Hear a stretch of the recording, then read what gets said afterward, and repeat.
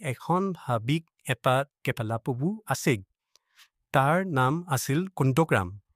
এদিন তাৰ মাক দেউতাকৰ অসুখ হ'ল তেওঁলোকে তাত ফল-মূল আনি দিব নোৱাৰা হ'ল সেয়ে মাকে ক'লে হাবিন সেইমূৰেন এজোপা নাচপতি গছ আছে তাৰি কেইটামান খাই আগৈ যা মাকৰ প্ৰথমতে সি নাচপতি খাবলৈ গ'ল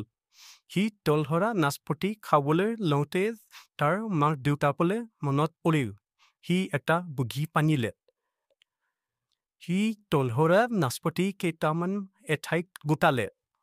এইবাৰ সি নিজৰ টাইপকেইডাল থিয় কৰি ল'লে 1 2 3 বুলি সি উল্কা ফৰমাইলে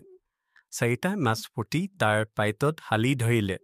নাচপতিকেইটা লৈ সি কেকু জেকুকৈ ঘৰলৈ গ'ল মাক দেউতাক আৰু সি নাচপতিকেইটা ভগাই খালে মাকে ক'লে আমাৰ কণ্টগ্ৰামৰ টাইটবোৰহে কোমল বুদ্ধিটো হ'লে বৰ চিতা